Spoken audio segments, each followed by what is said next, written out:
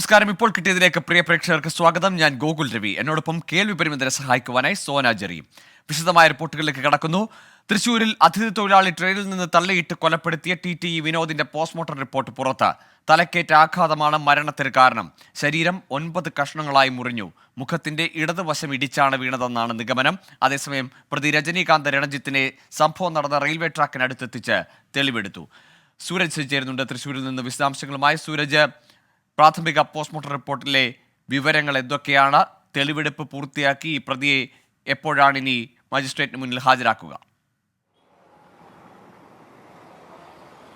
Google, ഈ വിനോദിനെ പ്രതി പുറകിൽ നിന്ന് തള്ളിയിടുകയായിരുന്നു. പക്ഷേ ഇടതുവശത്തെ മുഖമിടിച്ചാണ് വീണത് എന്നുള്ളതാണ് ഈ പ്രാഥമികമായി പോസ്റ്റ്മോർട്ടം റിപ്പോർട്ട് പ്രകാരമുള്ള വിലയിരുത്തൽ.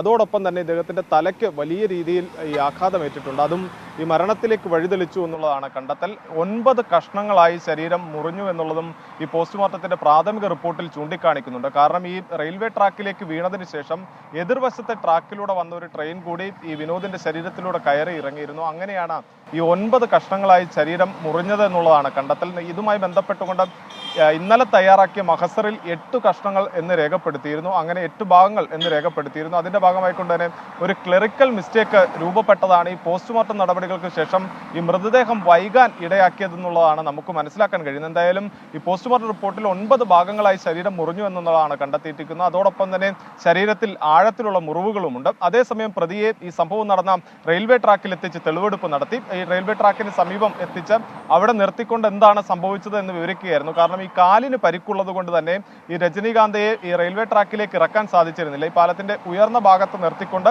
എങ്ങനെയാണ് ഈ സംഭവം ഉണ്ടായത് എന്ന് പോലീസ് ചോദിച്ചു. അത് കൃത്യമായി പറയുകയും ചെയ്തു. 5 മിനിറ്റ് നേരം മാത്രമാണ് അവിടെ ചിലവഴിച്ചത്. തൊട്ടു പിന്നാലെ പോലീസ് സംഘം ഈ രജനീകാന്തയുമായി മടങ്ങുകയും ചെയ്തു. സമയത്തിനകം ഈ മെഡിക്കൽ പരിശോധനകൾക്ക് ശേഷം ഈ രജനീകാന്തയെ കോടതിയിൽ ഹാജരാക്കും. തൃശൂർ മജിസ്ട്രേറ്റിന്റെ മുന്നിലായിരിക്കും ഹാജരാക്കുക. ഗൂഗിൾ, ശരി. TTEയുടെ കൊലപാതകവുമായി ബന്ധപ്പെട്ട പോസ്റ്റ്മോർട്ടം റിപ്പോർട്ടിലെ പ്രാഥമിക വിവരങ്ങളാണ് സൂരജ് സജി പങ്കുവച്ചത്. ED അറസ്റ്റും കസ്റ്റഡിയും ചോദ്യം ചെയ്ത് ഡൽഹി മുഖ്യമന്ത്രി അരവിന്ദ് കെജ്രിവാൾ സമർപ്പിച്ച ഹർജിയിൽ ഡൽഹി ഹൈക്കോടതിയിൽ വാദം പൂർത്തിയായി. നാളെ വിധി പറയും. കോടതിയിൽ ശക്തമായ വാദമാണ് നടന്നത്. പ്രഥമ ദൃഷ്ട്യാ കള്ളപ്പണ ഇടപാട് നടന്നിട്ടുണ്ടെന്ന് അഡീഷണൽ സോളിസിറ്റർ ജനറൽ കോടതിയെ അറിയിച്ചു. ആം ആദ്മി പാർട്ടി വ്യക്തികളുടെ കൂട്ടായ്മയാണ്. ദേശീയ കൺവീനർ എന്ന നിലയിൽ കെജ്രിവാളിനാണ് ഉത്തരവാദിത്വമെന്നും അഡീഷണൽ സോളിസിറ്റർ ജനറൽ കോടതിയെ അറിയിച്ചു. ബൽറാം നെടുങ്ങാടി ചേരുന്നുണ്ട് ഡൽഹിയിൽ നിന്ന് വിശദാംശങ്ങളുമായി. ബൽറാം, ഇന്നലെ സുപ്രീം കോടതിയിൽ നിന്ന് സഞ്ജയ് സിംഗിന് ഈ കേസിൽ ജാമ്യം ലഭിക്കുന്നത്, ആ ഒരു പ്രതീക്ഷ അരവിന്ദ് കെജ്രിവാളിന്റെ കാര്യത്തിലും ആം ആദ്മി പാർട്ടിക്കുണ്ടോ?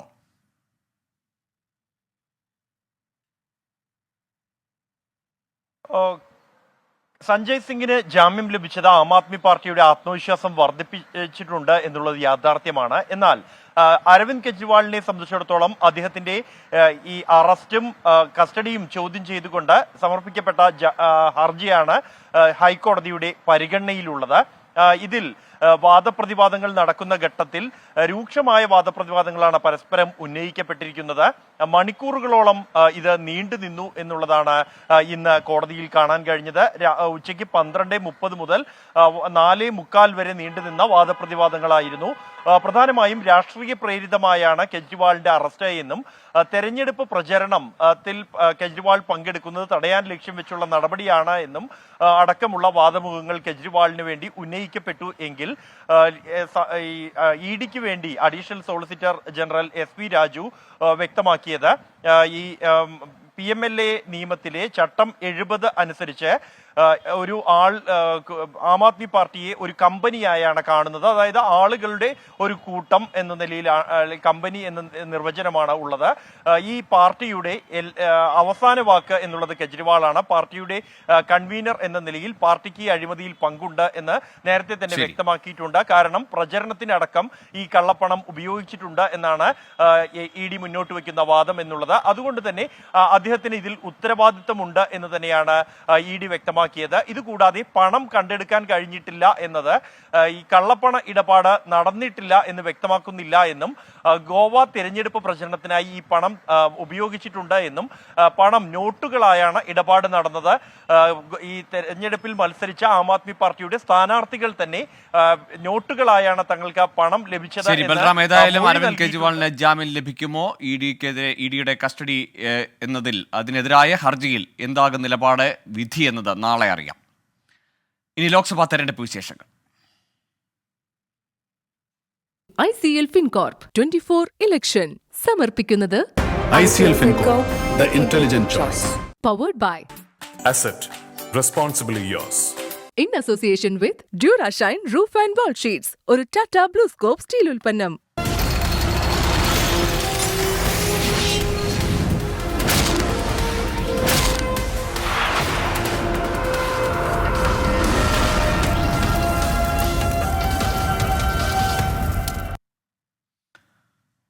തിരുവനന്തപുരത്ത് യൂത്ത് കോൺഗ്രസിൽ പൊട്ടിത്തെറി. യൂത്ത് കോൺഗ്രസ് സംസ്ഥാന സെക്രട്ടറി ഷൈൻലാൽ രാജിവെച്ചു. തിരുവനന്തപുരത്ത് ശശി തരൂരിനെതിരെ വിമത സ്ഥാനാർത്ഥിയായി മത്സരിക്കും. യുവാക്കളെ പാർട്ടി പരിഗണിക്കുന്നില്ലെന്ന് ആരോപിച്ചാണ് രാജിയെന്ന് ഷൈൻലാൽ. എന്നെ പോലെ സ്വതന്ത്രരായി മത്സരിച്ച് എല്ലാവരും ചെറുപ്പക്കാരെയും അവഗണിച്ചുകൊണ്ട് മുന്നോട്ട് പോകുന്ന ഈ ഒരു അവഗണനയ്ക്കെതിരെ ശക്തമായി പ്രതിഷേധിച്ചുകൊണ്ട് യൂത്ത് കോൺഗ്രസിൽ നിന്ന് ഞാൻ രാജിവെച്ചിട്ടുള്ളതാകുന്നു. ഒപ്പം എന്നെ യൂത്ത് കോൺഗ്രസിന്റെ 2009 മുതലുള്ള തെരഞ്ഞെടുപ്പിൽ എന്നെ സഹായിക്കുകയും എന്നെ വിജയിപ്പിക്കുവാൻ എന്നോടൊപ്പം അഹോരാത്രം പ്രയത്നിച്ച എല്ലാ പ്രവർത്തകരുടെയും താല്പര്യം അനുസരിച്ച് ഷഫീദ് റാവുത്തർ ചേരുന്നുണ്ട് വിശദാംശങ്ങളുമായി. ഷഫീദ്, ഈ തെരഞ്ഞെടുപ്പ് പ്രഖ്യാപനം മുതൽ അല്ലെങ്കിൽ അതിന് മുന്നേ തന്നെ ഒരു കൂട്ടം നേതാക്കളുടെ കൊഴിഞ്ഞുപോക്ക് കണ്ടതാണ് തിരുവനന്തപുരത്തെ കോൺഗ്രസിൽ. അതിന് പിന്നാലെ ഇപ്പോൾ യൂത്ത് കോൺഗ്രസിലും അത്തരത്തിലൊരു നീക്കം നടക്കുന്നു. ഷൈൻലാലിനൊപ്പം കൂടുതൽ പ്രവർത്തകരുമുണ്ടോ?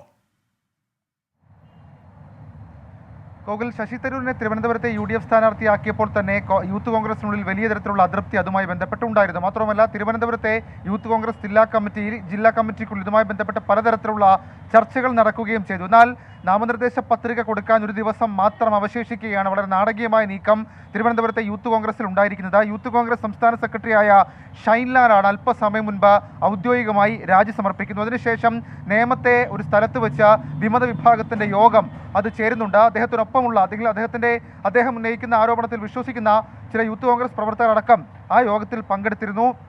ആ യോഗത്തിലാണ് ഷൈൻലാൽ നിലവിലിപ്പോൾ തിരുത്തലിൻ്റെ ആവശ്യകതയെക്കുറിച്ച് പറഞ്ഞതും തുടർന്ന് ഈ ശശി തരൂരിനെതിരെ യൂത്ത് കോൺഗ്രസിൻ്റെ വിമത വിഭാഗത്തിൻ്റെ സ്ഥാനാർത്ഥിയായി താൻ തന്നെ മത്സരിക്കാനുള്ള തീരുമാനം അത് അദ്ദേഹം അറിയിക്കുകയും ചെയ്തിട്ടുണ്ട്. അതായത് നാളെ ഇക്കാര്യത്തിൽ നാമനിർദ്ദേശ പത്രിക നൽകും എന്നുള്ളതാണ് ഷൈൻലാലിൻ്റെ അവകാശവാദം. മാത്രവുമല്ല, ഇക്കാര്യത്തിൽ തിരുവനന്തപുരത്ത് തലസ്ഥാനത്ത് തന്നെ ഈ യൂത്തിനെ പരിഗണിക്കാത്തൊരു രീതി അതുണ്ടാകുന്നു. അതിന് പകരം നേരത്തെ തന്നെ മണ്ഡലത്തിൽ പലതരത്തിൽ അവസരം കൊടുത്ത ഒരാളെ വീണ്ടും വീണ്ടും പരിഗണിക്കുന്നത് ശരിയായ നയമല്ല എന്നുള്ളതാണ് ഇപ്പോൾ ഈ വിമത വിഭാഗം ഉന്നയിക്കുന്ന ഏറ്റവും പ്രധാനപ്പെട്ട ആരോപണം. ശരി, തിരുവനന്തപുരത്തെ യൂത്ത് കോൺഗ്രസിലെ വിമത നീക്കം ഏതായാലും ശശി തരൂരിനും കോൺഗ്രസിനും തലവേദനയാകുമെന്ന് ഉറപ്പാണ്. ഷഫീദ് റാവുത്തറാണ് വിശദാംശങ്ങൾ നൽകിയത്. ആറ്റിങ്ങലിൽ BJPക്ക് വീണ്ടും തിരിച്ചടി. കരാവാരം പഞ്ചായത്തിലെ 2 അംഗങ്ങൾ രാജിവെച്ചു. Karavaram panchayat vice president Sindhu S, standing committee chairperson Thankamani M എന്നിവരാണ് രാജിവെച്ചത്. മണ്ഡലത്തിൽ BJP ഭരിക്കുന്ന ഏക പഞ്ചായത്താണ് കരവാരം. AV ജയശങ്കറുണ്ട് വിശദാംശങ്ങളുമായി. ജയശങ്കർ, എന്താണ് ഈ രാജി നടപടിയിലേക്ക് കൊണ്ടുചെന്നെത്തിച്ചത്? അതായത് കരവാരം പഞ്ചായത്തുമായി ബന്ധപ്പെട്ട BJPക്കുള്ളിൽ വലിയ തോതിലുള്ള പ്രശ്നങ്ങൾ നിലനിന്നിരുന്നു. ഈ രാജിവെച്ച വൈസ് പ്രസിഡന്റും സ്റ്റാൻഡിംഗ് കമ്മിറ്റി ചെയർപേഴ്സണും ഉൾപ്പെടെയുള്ളവർ ഈ പ്രശ്നങ്ങൾ നേതൃത്വത്തിന് മുമ്പിൽ അറിയിക്കുകയും ചെയ്തിരുന്നു. ഇതിലൊരു പരിഹാരമുണ്ടാകാത്ത സാഹചര്യത്തിലാണ് നിലവിൽ ഇരുവരും രാജിവെച്ചത്. ഈ മണ്ഡലത്തിൽ BJP ഭരിക്കുന്ന ഏക പഞ്ചായത്ത് കൂടിയാണ് ഇത്. അതുകൊണ്ട് തന്നെ BJPയെ സംബന്ധിച്ച് ഈ ഒരു രാജി വളരെ പ്രതിസന്ധി സൃഷ്ടിക്കും. പക്ഷേ നിലവിലെ സാഹചര്യത്തിൽ BJPക്ക് പഞ്ചായത്ത് ഭരണം നഷ്ടമാകില്ല എന്നാണ് അറിയുന്നത്. എന്തായാലും പഞ്ചായത്ത് സെക്രട്ടറി ഇരുവരുടെയും രാജി സ്വീകരിച്ചിട്ടുണ്ട്. BJPക്കുള്ളിൽ ഉള്ള ഒരു പൊട്ടിത്തെറിയുടെ ഭാഗമായാണ് ഈ രാജി. പ്രവർത്തകർ CPM ഉൾപ്പെടെ ചേരുമെന്നാണ് നിലവിൽ ലഭ്യമാകുന്ന വിവരം. അതുമായി ബന്ധപ്പെട്ട വിവരങ്ങൾ വരും മണിക്കൂറുകളിൽ ലഭ്യമാകും. എന്തായാലും പാർട്ടിക്കുള്ളിലെ ചെറിയ പൊട്ടിത്തെറികളുടെ ഭാഗമായാണ് ഈ 2 വൈസ് പ്രസിഡന്റും സ്റ്റാൻഡിംഗ് കമ്മിറ്റി അംഗവും ഉൾപ്പെടെയുള്ള ആളുകൾ അംഗത്വം രാജിവെച്ചിരിക്കുന്നത്. ഗോകുൽ, ശരി, AV ജയശങ്കറാണ് വിവരങ്ങൾ നൽകിയത് തിരുവനന്തപുരത്ത് നിന്ന്. ലോക്സഭാ തെരഞ്ഞെടുപ്പ് അടുത്തിരിക്കെ മഹാരാഷ്ട്ര കോൺഗ്രസിന് വീണ്ടും തിരിച്ചടി. സഞ്ജയ് നിരുപം കോൺഗ്രസ് വിടും. ശിവസേന ഷിൻഡെ വിഭാഗത്തിൽ ചേർന്നേക്കും. സഞ്ജയ് നിരുപത്തെ പാർട്ടിയിൽ നിന്ന് പുറത്താക്കാനുള്ള നടപടി കോൺഗ്രസും തുടങ്ങി. ശ്രീനാഥ് ചന്ദ്രൻ ചേരുന്നുണ്ട് വിവരങ്ങളുമായി. ശ്രീനാഥ്, ഈ തെരഞ്ഞെടുപ്പിന് പ്രഖ്യാപനത്തിനൊക്കെ ശേഷം ചടുലമായ രാഷ്ട്രീയ നീക്കങ്ങൾ നടക്കുന്നുണ്ട് അങ്ങോട്ടും ഇങ്ങോട്ടും. ഉന്മേഷ് പാട്ടീലിന്റെ മാറ്റം, ഇപ്പോൾ സഞ്ജയ് നിരുപത്തിന്റെ മാറ്റം, ഇതെങ്ങനെയായിരിക്കും കോൺഗ്രസിനെ ബാധിക്കുക? ഒപ്പം ശിവസേനയുടെ നീക്കങ്ങൾ. സഞ്ജയ് നിരുപത്തിന്റെ വിമർശനങ്ങൾ പലപ്പോഴും കോൺഗ്രസിനെ ഈ സഖ്യത്തിനുള്ളിൽ പലപ്പോഴും പ്രതിരോധത്തിലാക്കിയിരുന്നു. അദ്ദേഹത്തിന് മുംബൈ നോർത്ത് വെസ്റ്റ് സീറ്റ് കിട്ടാതായതോടുകൂടി തന്നെ അദ്ദേഹം കടുത്ത വിമർശനമാണ് ഈ മുന്നണിക്കുള്ളിൽ നിന്ന് മുന്നണിക്കെതിരെ തന്നെ നടത്തിയത്. ഈ ഒരു സാഹചര്യത്തിൽ കോൺഗ്രസിന് ഉള്ളിൽ തന്നെ സഞ്ജയ് നിരുപത്തിനെതിരെ ഒരു നടപടി എടുക്കാനുള്ള സമ്മർദ്ദം ഉണ്ടായിരുന്നു. അങ്ങനെയാണ് അദ്ദേഹത്തെ ഇപ്പോൾ പാർട്ടിയിൽ നിന്ന് പുറത്താക്കാനുള്ള നീക്കങ്ങളിലേക്ക് കടക്കുന്നത്. AICC ഇതുമായി ബന്ധപ്പെട്ട ശുപാർശ നൽകി കഴിഞ്ഞു. താരപ്രചാരകരുടെ പട്ടികയിൽ നിന്ന് അദ്ദേഹത്തെ മാറ്റുകയും ചെയ്തു. ഏതായാലും നാളെ രാവിലെ 11:30 അദ്ദേഹം മാധ്യമങ്ങളെ കാണുന്നുണ്ട്. ഇനി അടുത്ത നീക്കം എന്താണ് സഞ്ജയ് നിരുപത്തിൻ്റെതെന്ന് അപ്പോഴറിയാം. ഒരുപക്ഷെ ശിവസേന ഷിൻഡെ വിഭാഗത്തിലേക്ക് അദ്ദേഹം പോകാനുള്ള സാധ്യതകൾ കാണുന്നുണ്ട്. അത്തരം ചർച്ചകൾ അദ്ദേഹം നടത്തുകയും ചെയ്തിട്ടുണ്ട്.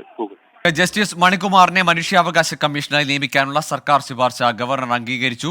രാജ്ഭവൻ ഇക്കാര്യം സംസ്ഥാന സർക്കാരിനെ അറിയിച്ചു. ഷഫീദ് റാവത്തർ ചേരുന്നുണ്ട്. ഷഫീദ്, പ്രതിപക്ഷം ഉൾപ്പെടെ എതിർപ്പറിയിച്ച ഒരു തീരുമാനവും ശുപാർശയുമായിരുന്നു. വിവരങ്ങൾ. ഗോകുലി, കേരള ഹൈക്കോടതി ചീഫ് ജസ്റ്റിസായി വിരമിച്ച S മണികുമാറിനെ മനുഷ്യാവകാശ കമ്മീഷൻ അധ്യക്ഷനായി നിയമിച്ച സംസ്ഥാന സർക്കാരിന്റെ ശുപാർശ സംബന്ധിച്ച വലിയ തരത്തിലുള്ള വിവാദം മുൻപേ ഉണ്ടായതാണ്. ഈ മുഖ്യമന്ത്രി, നിയമസഭാ സ്പീക്കർ, പ്രതിപക്ഷ നേതാവ് എന്നിവരുടെ സമിതിയാണ് മനുഷ്യാവകാശ കമ്മീഷൻ അധ്യക്ഷനെ തിരഞ്ഞെടുക്കുന്നത്. ഈ സമിതി യോഗത്തിൽ തന്നെ പ്രതിപക്ഷ നേതാവ് VD സതീശൻ ഇക്കാര്യത്തിൽ വിശദമായ വിയോജന കുറിപ്പ് അതുമായി ബന്ധപ്പെട്ട് സംസ്ഥാന സർക്കാരിന് കൈമാറിയിരുന്നു. പ്രതിപക്ഷം അന്നുന്നയിച്ച ഏറ്റവും പ്രധാനപ്പെട്ട കാര്യം ജസ്റ്റിസ് മണികുമാർ സർക്കാരിന് അനുകൂലമായ നിലപാടെടുക്കുന്നു എന്നുള്ളതായിരുന്നു. ഹൈക്കോടതിയിൽ നിന്ന് വിരമിച്ചപ്പോൾ കോവളത്തെ ഹോട്ടലിൽ വെച്ച് സർക്കാർ യാത്രയപ്പ് നൽകിയതടക്കമുള്ള കാര്യങ്ങൾ ചൂണ്ടിക്കാണിച്ചായിരുന്നു പ്രതിപക്ഷത്തിന്റെ ഇക്കാര്യത്തിലെ വിമർശനം. ഇതിന് പിന്നാലെ സർക്കാർ ഇതുമായി ബന്ധപ്പെട്ട നിയമന ശുപാർശ രാജ്ഭവന് കൈമാറി. എന്നാൽ രാജ്ഭവനാകട്ടെ അക്കാര്യത്തിൽ തീരുമാനമെടുക്കാതെ വൈകിപ്പിക്കുകയായിരുന്നു. പിന്നാലെ ഈ സേവ് യൂണിവേഴ്സിറ്റി ക്യാമ്പയിൻ കമ്മിറ്റി നേതാവ് RS അശോകുമാർ അടക്കം ഗവർണർക്ക് ഈ നിയമനത്തെ സംബന്ധിച്ച് പരാതി നൽകുകയും ചെയ്തിരുന്നു. എന്നാൽ അതിനുശേഷം ഏറെ നാളത്തെ ഒരു ഇടവേളയ്ക്ക് ശേഷമാണ് മണികുമാറിനെ നിയമിച്ചുകൊണ്ടുള്ള സർക്കാർ ശുപാർശ അതിപ്പോൾ ഗവർണർ ആരിഫ് മുഹമ്മദ് ഖാൻ അംഗീകരിച്ചിട്ടുള്ളത്. ഇത് സംബന്ധിച്ച ഔദ്യോഗികമായിട്ടുള്ള അറിയിപ്പ് രാജ്ഭവനിൽ നിന്ന് സംസ്ഥാന സർക്കാരിനെ ഇപ്പോൾ അറിയിച്ചിട്ടുമുണ്ട്. ഗോകുൽ, ശരി. പ്രതിപക്ഷത്തിന്റെ വിയോജിപ്പ് നിലനിൽക്കുമ്പോഴും ജസ്റ്റിസ് മണികുമാറിനെ മനുഷ്യാവകാശ കമ്മീഷൻ അധ്യക്ഷനായി നിയമിക്കാനുള്ള സർക്കാരിന്റെ ശുപാർശ ഗവർണർ അംഗീകരിച്ചിരിക്കുന്നു. ഷഫീദ് റാവത്തറാണ് വിവരങ്ങൾ നൽകിയത്. ഇനി മാർക്കറ്റ് വ്യൂ കാണാം. Over to Christina Cherian. DBFS market view സമർപ്പിക്കുന്നത് DBFS wealth management and non banking finance.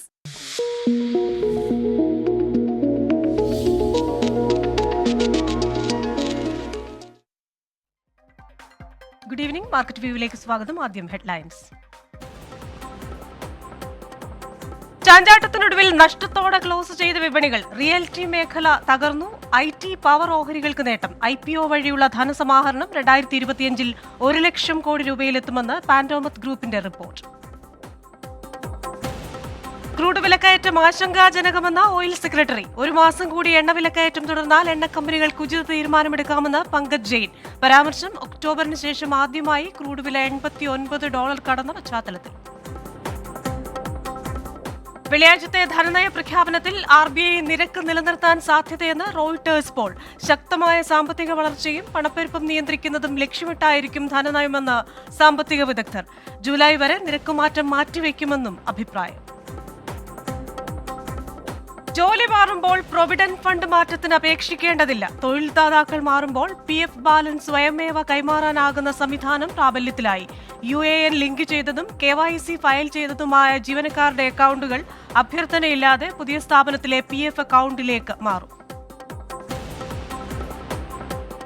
ചരിത്രത്തിൽ ആദ്യമായി ഫോബ്സ് ശതകോടീശ്വര പട്ടികയിൽ ഇടം പിടിച്ച മലയാളി വനിതയായി Sara George Muthoot. Forbes billionaires 2024 പട്ടികയിൽ ഇന്ത്യയിലെയും ഏഷ്യയിലെയും അതിസമ്പന്നരിൽ മുകേഷ് അംബാനി ഒന്നാമത്. $116 ബില്യൺ ആസ്തിയോടെ ഫോബ്സ് പട്ടികയിൽ ആഗോള ധനികരിൽ 9ാം സ്ഥാനം നിലനിർത്തി. പട്ടികയിൽ 200 ഇന്ത്യക്കാർ. $233 ബില്യൺ ആസ്തിയുള്ള ബെർണാഡ് ആർണോൾട്ടും കുടുംബവും പട്ടികയിൽ ഒന്നാമത്. എലോൺ മസ്കും ജെഫ് ബെസോസും മാർക്ക് സക്കർബർഗും 2, 3, 4 സ്ഥാനങ്ങളിൽ. ഇന്ന് മൊത്തത്തിൽ ചാഞ്ചാട്ടത്തിലായിരുന്നു വിപണി. വ്യാപാര തുടക്കത്തിൽ നഷ്ടം, അതിനുശേഷം വലിയൊരു നേട്ടം. ഇത് ഒരു റെക്കോർഡിലേക്കൊക്കെ പോകും എന്ന് കരുതിയെങ്കിലും നിഫ്റ്റി റെക്കോർഡിന് തൊട്ടടുത്ത് എത്തിയപ്പോൾ വീണ്ടും വിപണി ഇടിയാൻ ആരംഭിച്ചു. ഇന്നൊരു നേരിയ നഷ്ടത്തോടെയാണ് വിപണിയിൽ ക്ലോസിംഗ് സംഭവിച്ചിരിക്കുന്നത്. ദേശീയ ഓഹരി വിപണിയിലെ ക്ലോസിംഗ് നോക്കിയാൽ 19 പോയിന്റ് താഴ്ന്ന് 22,434 ഇന്ന് വ്യാപാരം അവസാനിപ്പിച്ചിരിക്കുന്നത്. ബാങ്കിംഗ്, ധനകാര്യ സ്ഥാപനങ്ങൾ ഇന്ന് നേട്ടത്തിലായിരുന്നു എന്ന പ്രത്യേകതയുണ്ട്. ബോംബെ ഓഹരി സൂചികയിലേക്ക് വന്നാൽ 73,876 എന്ന നിലയിലാണ് ഇന്ന് ക്ലോസിംഗ്. 27 പോയിന്റാണ് അവിടെ നഷ്ടം സംഭവിച്ചിരിക്കുന്നത്. അതുപോലെ തന്നെ ഇന്ന് ഡോളർ സൂചികയിൽ ഡോളർ നേട്ടമുണ്ടാക്കുന്ന ഒരു അവസ്ഥയെ നമ്മൾ കാണുകയുണ്ടായി. DBFSന്റെ executive director Shri Paul Thomas ഉണ്ട് വിപണി വിശകലനം ചെയ്യുന്നതിനായി. Good evening Shri Paul Thomas. ഇന്നത്തെ ഒരു വിപണിയുടെ ചാഞ്ചാട്ടം, ഇന്നലത്തെ US വിപണിയുടെ ഒക്കെ ചുവട് പിടിച്ച് വലിയൊരു നഷ്ടത്തിലേക്ക് പോകുമെന്ന് വിചാരിച്ചു. പക്ഷേ ആദ്യം നഷ്ടം, പിന്നീട് ഒരു വലിയ നേട്ടം, അതിനുശേഷം വീണ്ടും ഒരു നേരിയ നേട്ടത്തിൽ നഷ്ടം സംഭവിച്ചിരിക്കുന്നു. ഇനിയിപ്പോൾ വെള്ളിയാഴ്ച ധനനയമൊക്കെ വരാനിരിക്കുന്നുണ്ട്. വിപണിയുടെ ഒരു നീക്കം എങ്ങോട്ടായിരിക്കും? Good evening Christina. മാർക്കറ്റ് ഇന്ന് പറഞ്ഞ പോലെ തന്നെ ഒരു റേഞ്ചിനുള്ളിൽ തന്നെ നിന്ന് 125 പോയിന്റ് നിഫ്റ്റിയുടെ റേഞ്ചിനുള്ളിൽ തന്നെ നിന്നിട്ടാണ് മാർക്കറ്റ് മൂവ് ചെയ്തത്. മാർക്കറ്റ് കഴിഞ്ഞ ഏതാനും ദിവസങ്ങളായിട്ട് 22,000-നും 22,550-നും ഇടയിലുള്ള ഒരു മൂവ്മെന്റ് ആണ് ഇപ്പം നിൽക്കുന്നത്. ഇത് തന്നെ കണ്ടിന്യൂ ചെയ്യാനുള്ള സാധ്യതയാണ് ഈ ആഴ്ച കാണുന്നത്. വെള്ളിയാഴ്ച ധനനയം വരുന്നുണ്ട്. അതിന്റെ ഒരു റിസൾട്ടിൽ കുറച്ചും കൂടി വോളറ്റിലിറ്റി മാർക്കറ്റിൽ വെള്ളിയാഴ്ച പ്രതീക്ഷിക്കാം. എന്നാലും ഈ റേഞ്ചിനുള്ളിൽ തന്നെ നിൽക്കാനുള്ള സാധ്യതയാണ് കാണുന്നത്. ശരി, thank you Shri Paul Thomas. Market view പൂർണ്ണമാവുകയാണ്. ISL പ്ലേ ഓഫ് ഉറപ്പിച്ച കേരള ബ്ലാസ്റ്റേഴ്സിന് ഇന്ന് അവസാന ഹോം മത്സരം. കൊച്ചിയിൽ രാത്രി 7:00 നടക്കുന്ന മത്സരത്തിൽ ഈസ്റ്റ് ബംഗാളാണ് എതിരാളികൾ. ഇന്നലെ പഞ്ചാബ് FC ഒഡീഷ FCയോട് തോറ്റതോടെയാണ് ബ്ലാസ്റ്റേഴ്സ് പ്ലേ ഓഫ് ഉറപ്പിച്ചത്. അനിൽ വാസുദേവ് ചേരുന്നുണ്ട് വിശദാംശങ്ങളുമായി. അനിൽ, ഏതായാലും പ്ലേ ഓഫ് എന്നൊരു സംശയമൊന്നുമില്ല, അതിൻ്റെ ഒരു സമ്മർദ്ദവും ഇല്ലാതെയാണ് അത് ഉറപ്പിച്ചു എന്നതിൻ്റെ ഒരു ആശ്വാസത്തിലായിരിക്കും ഇറങ്ങുക. പക്ഷേ തട്ടകത്തിലെ അവസാന മത്സരത്തിൽ ഒരു കലക്കൻ പ്രകടനം കാഴ്ചവെക്കാൻ ബ്ലാസ്റ്റേഴ്സ് ഉണ്ടാവില്ലേ? ഒപ്പം ആരാധകരുടെ പ്രതീക്ഷയും അങ്ങനെ തന്നെയല്ലേ? ഗൂഗിൾ പ്ലേ ഓഫ് ഉറപ്പിച്ചതോടെ സീസണിൽ ആദ്യമായി കേരളം സമ്മർദ്ദങ്ങളൊന്നുമില്ലാതെ ഇറങ്ങുന്ന ഒരു മത്സരമാണ് ഇത്. ഈസ്റ്റ് ബംഗാളിനെതിരായ ഈ മത്സരം എന്തായാലും വലിയ പ്രതീക്ഷയിൽ തന്നെയാണ്. ഇന്നലെ വാർത്താസമ്മേളനത്തിൽ കോച്ച് ഇവാൻ വുക്കോമനോവിച്ച് പറഞ്ഞത് വലിയ താരങ്ങളൊന്നും ഉണ്ടാവില്ല, പ്രധാന താരങ്ങൾക്കൊക്കെ തന്നെ വിശ്രമം നൽകിക്കൊണ്ട് ഒരുപക്ഷെ യുവനിരയെ ഇറക്കിക്കൊണ്ടായിരിക്കും ഇന്ന് കളിക്കുക എന്ന് പറയുന്നത്. കേരളം ഇപ്പോൾ നിലവിൽ പോയിന്റ് പട്ടികയിൽ 5ാം സ്ഥാനമാണ്. അതൊരു 4ാം സ്ഥാനത്തേക്ക് എത്തുക എന്ന ലക്ഷ്യമായിരിക്കും കേരളത്തിൻ്റേത്. ഇന്നടക്കം ഒരു 3 മത്സരങ്ങൾ കൂടിയാണ് ബാക്കിയുള്ളത്. ആ മത്സരങ്ങളിൽ ഏറ്റവും മികച്ച വിജയം അല്ലെങ്കിൽ ടീമിനെ ഏറ്റവും സജ്ജമാക്കിക്കൊണ്ട് മത്സരത്തിലേക്ക് പോകാം, പ്ലേ ഓഫിലേക്ക് പോകാം എന്ന് തന്നെയാണ് പ്രതീക്ഷിക്കുന്നത്. ചില ആരാധകരുടെ പ്രതികരണം കൂടി വിളിക്കുന്നത്, ഇന്നെങ്ങനെ നമ്മൾ പ്ലേ ഓഫ് ഉറപ്പിച്ചു കഴിഞ്ഞു, അതിൻ്റെ ഒരു സന്തോഷവും സമ്മർദ്ദവും ഇല്ലാതെ കളിക്കാൻ പറ്റും. ഇന്ന് 2 ജയിക്കും. ബംഗാളിനെതിരെ ഒരു നല്ല റെക്കോർഡുള്ള ടീമാണ് ബ്ലാസ്റ്റേഴ്സ്. അതെ, തീർച്ചയായിട്ടും. കഴിഞ്ഞ കളിയിലും നല്ല സ്കോറോട് കൂടിയാണ് കളി ജയിച്ചതൊക്കെ. ശരി, ഏതായാലും ആരാധകർ വലിയ പ്രതീക്ഷയിലാണ്. സമ്മർദ്ദങ്ങൾ ഏതുമില്ലാതെ പ്ലേ ഓഫ് ഉറപ്പിച്ചിറങ്ങുകയാണ്. കരൂരിലെ അവസാനത്തെ കളിയിൽ അതൊരു തകർപ്പൻ മത്സരമാകും എന്ന പ്രതീക്ഷയിലാണ് ആരാധകർ. അനിൽ വാസുദേവാണ് കൊച്ചിയിൽ നിന്ന് വിവരങ്ങളുമായി ചേർന്നത്. ഇതോടെ ഇപ്പോൾ കിട്ടിയത് പൂർണ്ണമാകുന്നു.